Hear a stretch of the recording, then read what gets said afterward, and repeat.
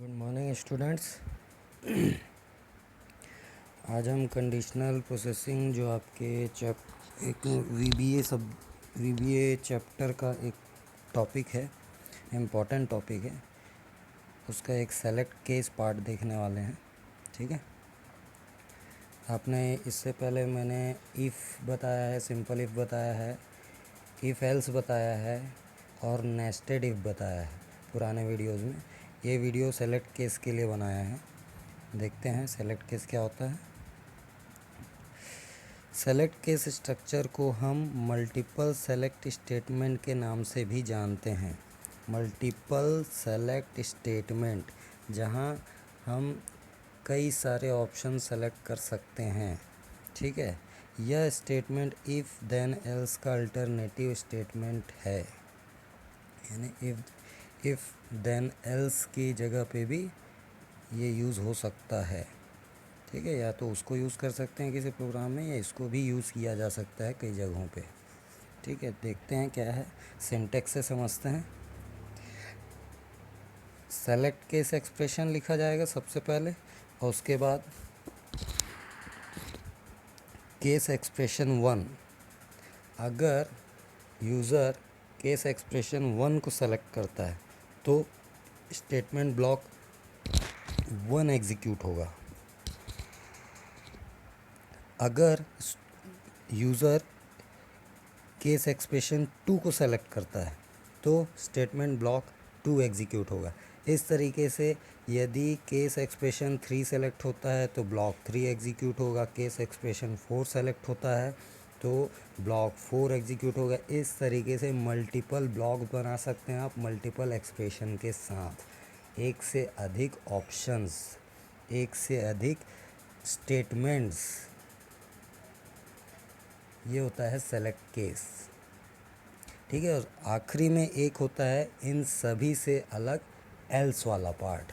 ये सभी अगर कंडीशंस अप्लाई नहीं हो रहे हैं, ये मल्टीपल ऑप्शंस नहीं सेलेक्ट हो रहे हैं, इनके अलावा कुछ हो रहा है, तो वो चला जाता है केस एल्स पार्ट में, केस एल्स पार्ट में, और वहाँ का स्टेटमेंट ब्लॉक एग्जीक्यूट होता है। और उसके बाद हम केस सेलेक्ट केस को एंड कर देते हैं एंड सेलेक्ट के साथ। ये था सिंटेक्स। इसको समझते हैं क्या लिखा हुआ है। प्रत्येक एक्सप्रेशन के लिस्ट में एक या एक से ज़्यादा वैल्यूज़ हो सकती हैं, एक से ज़्यादा वैल्यूज़ हो सकती हैं। ठीक है, जो यूज़र से लिया जा सकता है, यूज़र दे सकता है, ऐसे ऑप्शंस, ऐसे वैल्यू एक से ज़्यादा हो सकते हैं। यदि एक से ज़्यादा वैल्यू हैं तो उसे कॉमा से अलग किया जाता है। एक से ज़्यादा केस में केवल टेस्ट एक्सप्रेशन को मैच करता है। जो वैल्यू दी गई है केवल उसी एक्सप्रेशन को मैच किया जाएगा, उसी केस एक्सप्रेशन को मैच किया जाएगा। अगर उनमें से कोई भी मैच नहीं होता तो वो एल्स पार्ट में चला जाता है। ठीक है, केवल उसी ब्लॉक को एग्जीक्यूट करता है जो केस स्टेटमेंट में मैच होगा। केवल उसी ब्लॉक को एग्जीक्यूट करता है जो केस स्टेटमेंट में मैच होगा, अन्यथा यह फॉल्स ब्लॉक को एग्जीक्यूट करेगा। यदि 7 ऑप्शन है, जैसे वीक का एक ऑप्शन ले लेते हैं, वीक वाला, जैसे वन इनपुट देने पे हमको मिलता है संडे। इसको ऐसे समझिए, एक उदाहरण से, आगे एग्जांपल से प्रोग्राम भी दिखाऊंगा। इसको ऐसे समझते हैं, यदि 1 डालने पे, आपने कैलेंडर देखा होगा, 1 डालने पे संडे आ रहा है, मैसेज बॉक्स संडे आ रहा है। 2 डालने पे मंडे आ रहा है, 3 डालने पे ट्यूसडे, 4 डालने पे वेडनेसडे, फिर 5 डालने पे थर्सडे, 6 डालने पे फ्राइडे, 7 डालने पे सैटरडे। हमने कैलेंडर के अकॉर्डिंग, जैसे संडे सबसे पहले रहता है और सैटरडे सबसे लास्ट, उसके अकॉर्डिंग हमने 7 वैल्यू दी। 7 वैल्यू देने के बावजूद अगर कोई यूज़र 9 डालता है, कोई यूज़र 9 डालता है तो यह एल्स पार्ट में जंप करेगा और उसके स्टेटमेंट को एग्जीक्यूट करेगा।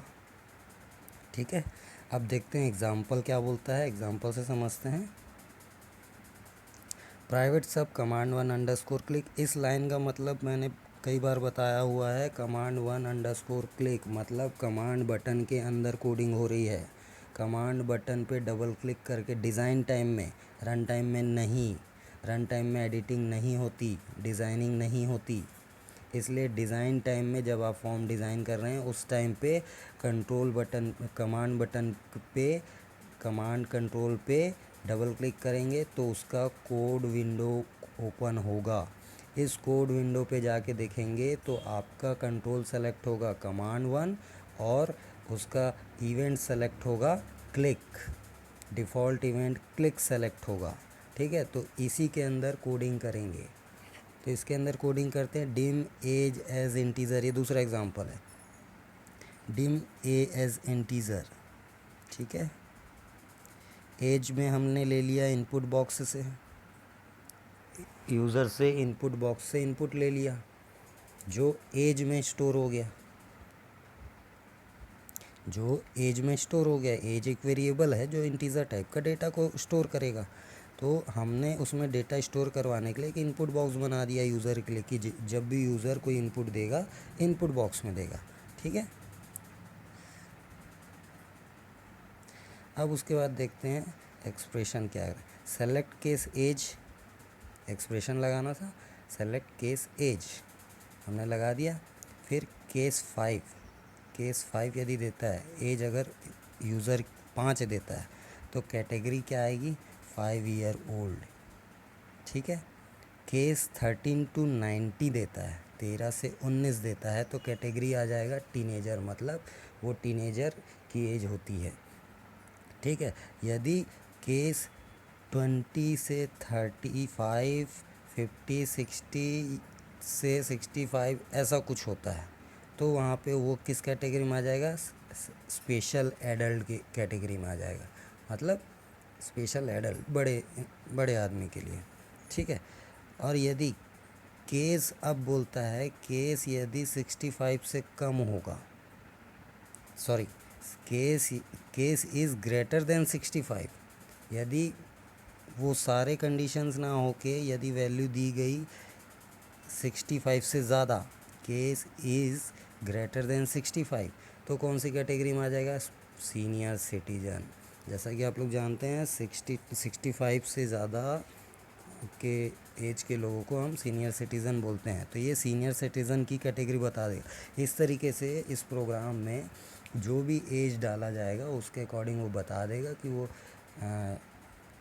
टीनेजर है या उससे भी छोटा है या टीनेजर से बड़ा है या फिर सीनियर सिटीज़न में आता है। ठीक है, यदि इन सब से अलग वो देता है कुछ तो वो एल्स पार्ट में चला जाएगा और एवरीवन एल्स।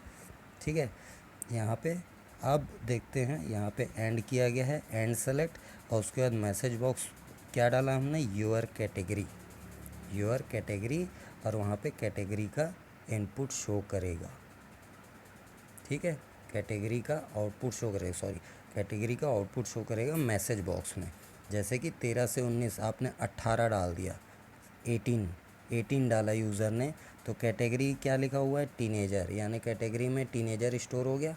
तो अब आपके मैसेज बॉक्स में क्या आएगा, योर कैटेगरी लिखा हुआ मैसेज आएगा और उसके सामने आएगा % के साथ कैटेगरी की वैल्यू। कैटेगरी में वैल्यू क्या डली है अभी, टीनेजर। ठीक है, तो इस तरीके से ये आपका आउटपुट होगा। ठीक है, तो ये था आपका सेलेक्ट केस। Thank you.